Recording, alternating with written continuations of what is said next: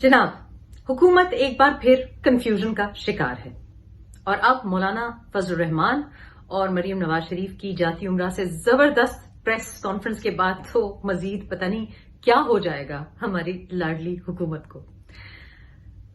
पहले कहती हैं कि किसी के ऊपर गद्दारी का मुकदमा दर्ज कराना ठीक नहीं है, तो फिर क्या हम सवाल पूछ सकते हैं जब आपने ला ताल्लुकी का इजहार कर ही दिया है कि हम मान लेते हैं आपका इन गद्दारी के मुकदमों से कोई ताल्लुक नहीं है, तो फिर वजीर आजम साहब नदीम मलिक के इंटरव्यू में ये क्यों कहते हैं कि उनको 100% यकीन है कि नवाज शरीफ के बयानिए के पीछे भारत की सपोर्ट है? ये बड़ा आपके लिए इंपॉर्टेंट है। देखिए, ये बड़ी डेंजरस गेम हो रही है। ये जो नवाज शरीफ खेल रहा है, ये बहुत एक खतरनाक पाकिस्तान की के खिलाफ गेम खेल रहा है। यही अल्ताफ हुसैन ने खेली थी। इनके पीछे 100% मैं आपको वाज़ेह कहता हूं कि इस तरह हिंदुस्तान इसकी पूरी मदद कर रहा है इसमें। अगर किसी का गद्दारी का मुकदमा दर्ज कराना ठीक नहीं, तो क्या हमारे लाडले वजीर आजम का गद्दारी के बारे में जिक्र बारहा इंटरव्यूज में दोहराना और 100% यकीन का इजहार करना कि नवाज शरीफ इंडियन एजेंडे पर है, क्या ये ठीक है? इसकी क्या जस्टिफिकेशन है? और फिर अगर हमारे लाडले वजीर आजम साहब, जिनके साथ तमाम इदारे हैं, एक पेज पे हैं, अगर वो समझते हैं कि 100% कन्विक्शन के साथ वो कह सकते हैं कि भारतीय एजेंडा है नवाज शरीफ के बयानिया के पीछे, तो फिर आप खुद थोड़ी सी हिम्मत करें, खुद जाके क्यों पर्चा गद्दारी का नहीं दर्ज कराते, खुद कानूनी कार्रवाई क्यों नहीं करते? फिर शफकत महमूद साहब, जो कि फेडरल मिनिस्टर हैं, तालीम के वजीर हैं, काबीना के रुकन हैं, वो कहते हैं कि हुकूमत के ईमा के बगैर ऐसा गद्दारी का पर्चा हो ही नहीं सकता, इसको लिफ्ट ना कराएं। कोई जरा सा भी जो कानून को जानता है उसको पता है इस चीज का कि जो गद्दारी की FIR सेडिशन जिसे कहते हैं, वो सिर्फ हुकूमत जो है वो उसकी इमा पे दर्ज हो सकती है। तो फिर ये सवाल भी जहन में उभरता है कि अगर हुकूमत के ईमा के बगैर गद्दारी का पर्चा नहीं कट सकता, तो फिर किसके ईमा पर ये गद्दारी का पर्चा दर्ज हुआ है? कैसे ये पर्चा कटा है? मरियम नवाज शरीफ ने जबरदस्त बात की प्रेस कॉन्फ्रेंस में और उन्होंने कहा कि भारतीय एजेंडा किसका है? उनका, जो कि वोट की हुक्मरानी की बात करते हैं, या उनका जिन्होंने प्लेट में उठा के कश्मीर दे दिया मोदी सरकार को? और बात नवाज शरीफ ने भी कही, जो सारी दुनिया कह रही है कि ऐसा दुनिया में कभी नहीं देखा, तारीख में कभी ऐसा नहीं हुआ कि अपने ही वजीर आजम को, आजाद कश्मीर के सिटिंग प्राइम मिनिस्टर को आप इंडियन एजेंट कह दें। इससे ज्यादा भारतीय एजेंडा क्या हो सकता है? बात यह है कि अब अवाम ये सोच रही है कि हमारी लाडली हुकूमत की हरकतों पे, उनकी लैक ऑफ गवर्नेंस पे हंसे, रोएं, या उनके अहमक बयानात पे, आए दिन की बेवकूफियों पे सर दीवार के साथ मारे। लेकिन ये तो सही है कि दुनिया में कश्मीर का एजेंडा लेकर और बाकी गद्दारी के पर्चों को लेकर, जहां कश्मीर के वजीर आजम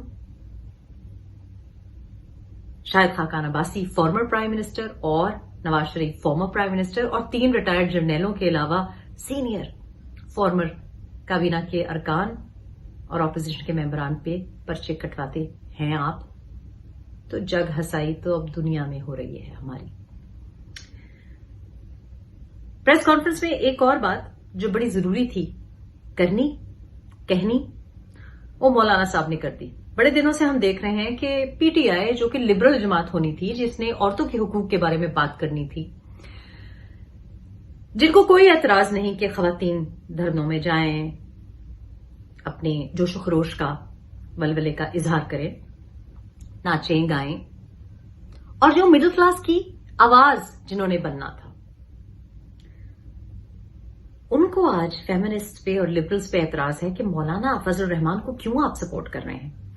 मौलाना फजल रहमान मजहबी जमात के सरबराह होंगे, लेकिन आज जब उनको प्रेस कॉन्फ्रेंस में सवाल इस किस्म के किए जाते हैं जहां मौलाना साहब को कहना पड़ता है कि नाराज मत होना, लगता है ये क्वेश्चन तुमको फीड किया गया है, वहां वो टिका के जवाब देते हैं।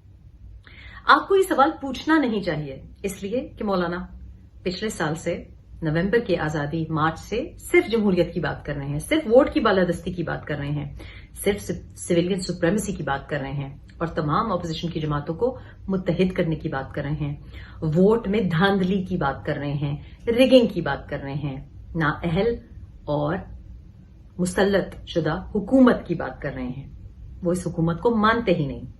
उन्होंने एक बार भी मजहब का इस्तेमाल नहीं किया और आज उनका जाती उमरा में जाना, मरियम नवाज शरीफ की दावत कबूल करना, फिर एक खातून के साथ खड़े होकर प्रेस कॉन्फ्रेंस देना, ये काफी था। लेकिन